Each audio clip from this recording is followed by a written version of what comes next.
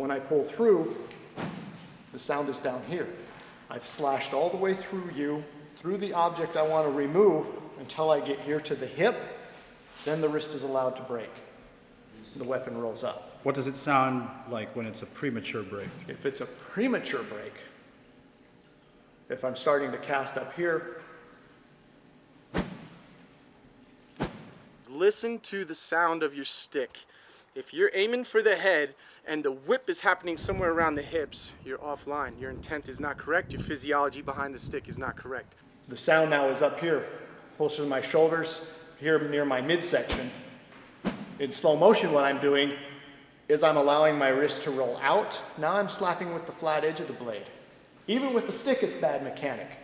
If I'm here, this is where it starts to break the air. Bad mechanic. So again, hearing it,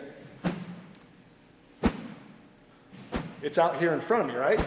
The sound should be here.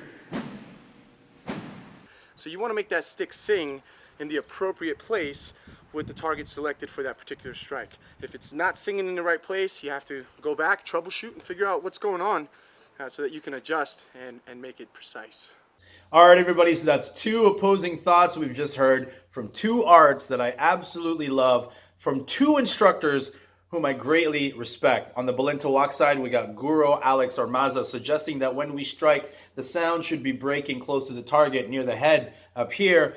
So you want to make that stick sing in the appropriate place with the target selected for that particular strike. And Mandala Jason Jones on the Pikiti Tersha Kali side suggesting that we should be following through and therefore breaking lower. The sound should be happening lower. The sound, as your power striking fluid, should be down here in these lower quadrants, that 3-4 line from the top. These are the kind of conversations that I would love to have within the Filipino martial arts. And it is not a conversation of which instructor is better. It is not a conversation of which style is better, but specifically relating to this point, which do you believe is closer to the truth?